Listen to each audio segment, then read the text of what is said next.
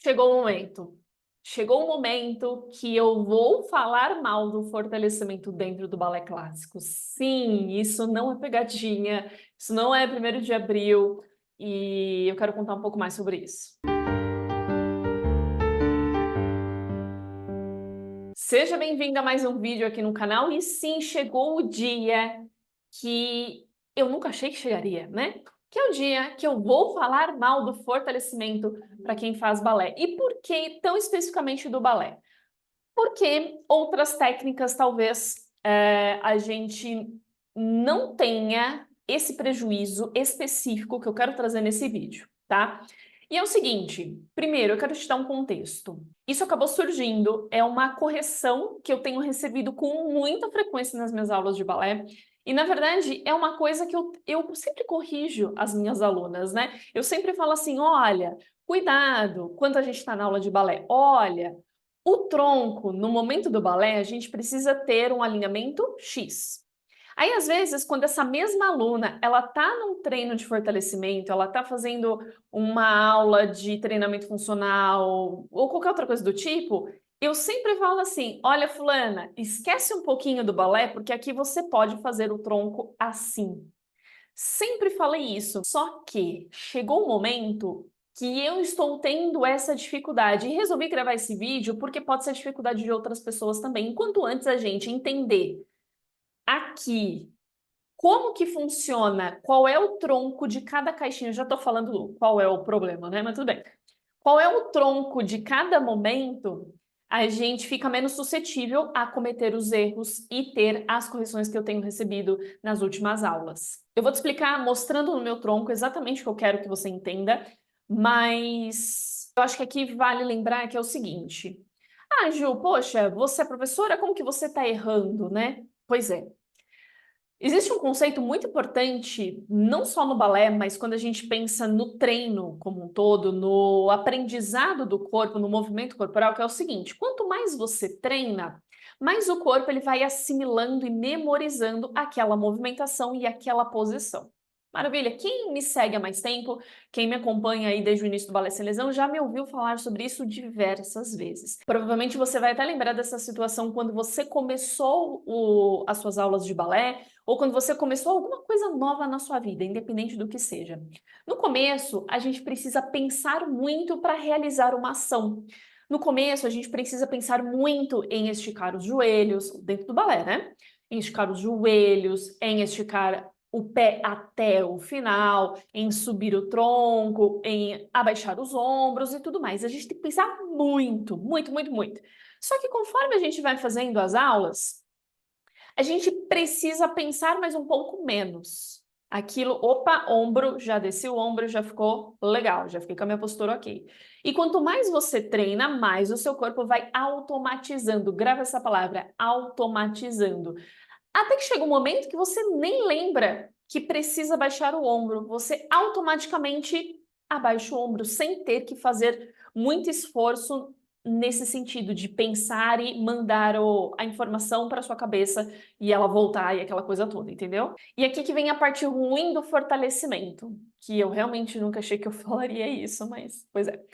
Existem padrões, alinhamentos e movimentos dentro do fortalecimento e aqui, ó, independente da modalidade que você faça, tá? Se é musculação, se é treinamento funcional, pilates, de certa forma, um pouco menos, mas de certa forma acontece, crossfit, qualquer coisa, tá? Você tem um padrão aqui permitido de alinhamento, de movimento. E no balé você tem coisas que se repetem, mas você tem coisas que vão acabar se divergindo. É a palavra certa? Eu acho que sim, divergindo, tem uma divergência. E o tronco é o principal deles. O tronco permitido num treino de fortalecimento, seja a modalidade que for, ele permite que você incline o tronco à frente, na maioria das vezes, na maioria das posições. E já no balé, a gente não pode inclinar esse tronco, não pode abaixar nem um pouquinho. E é justamente nesse ponto que eu tenho tido um pouco de dificuldade. Muito mais estímulos do fortalecimento que me permite um alimento X, o meu corpo, de certa forma, ele não é que ele está desaprendendo, mas ele está muito mais acostumado com essa caixinha, com esse alinhamento do que o alinhamento do balé. E aí, quando chega no balé, ele está acostumado com a caixinha. Deu para entender essa loucura toda? Pois é, deixa eu te mostrar na prática. Então, por exemplo, quando a gente faz agachamento e variações do agachamento dentro do fortalecimento, é permitido que eu faça um tronco para frente. É permitido que, no momento que eu flexione os joelhos, eu leve o meu bumbum para trás e deixe o meu corpo aqui para frente. Então, essa posição, por exemplo, ela é permitida. Ela é, na verdade, a posição certa dentro de um fortalecimento. Porque se eu fizer um agachamento aqui com o tronco reto, olha só, eu não consigo descer quase nada. E no fortalecimento, um dos pilares importantes para a gente ganhar mais força muscular é ter uma boa amplitude, é tentar, na medida do possível, aumentar o movimento, deixar o movimento mais amplo possível. Então, isso, se eu coloco o meu tronco para frente, naturalmente, ó, é a mesma pessoa. Naturalmente, eu, entre aspas, ganho amplitude. Faz sentido? Maravilha. Só que no balé a gente não pode fazer um plié com o tronco para frente, concorda? Se eu estou numa aula de balé, vou fazer um plié, eu faço isso daqui, tá errado, tá muito errado. Assim, não tá levemente errado, está muito errado. Você entendeu onde eu quero chegar, né? Maravilha! Então, numa aula de balé, eu tenho que ter o meu tronco para cima e toda vez que eu faço o plié, o meu ombro ele precisa estar no mesmo alinhamento do meu quadril. Eu preciso estar aqui, por exemplo. Eu não posso ir nem um pouquinho para frente. Então, e essa diferença ela precisa estar muito clara aí dentro da sua cabeça. Porque o que pode acontecer, na verdade, não é que vai acontecer, mas pode acontecer, que é o que está acontecendo comigo nas minhas aulas de balé. Toda vez que eu vou fazer um plié, um fondue, qualquer coisa que eu precise flexionar os joelhos, eu estou acabando soltando esse tronco para frente. Então, por quê? Eu já estou acostumada com o agachamento, tronco para frente. É natural, é natural, é natural. Então, eu preciso me policiar, por exemplo, para toda vez lembrar dessa oposição. Corpo para cima, cabeça para o teto. Você perceber, não é algo extremamente difícil, é algo relativamente simples. Mas, de novo, por conta da memorização, por conta do corpo automatizar aquele movimento, a gente precisa prestar muita atenção quando faz isso. Para a gente poder fechar, eu quero lembrar mais uma vez que treino de força está numa caixinha, balé está numa outra caixinha. Porque senão isso pode ser até um tema de algum outro vídeo. Se vocês quiserem, se vocês se interessarem por esse tema, me mandem aqui nos comentários. Então é o seguinte, eu vejo isso muito, com muita frequência, inclusive, que é pegar movimentos do balé, um grand battement, um rond de jambe, algum movimento específico da caixinha do balé e coloca lá dentro da sala de musculação.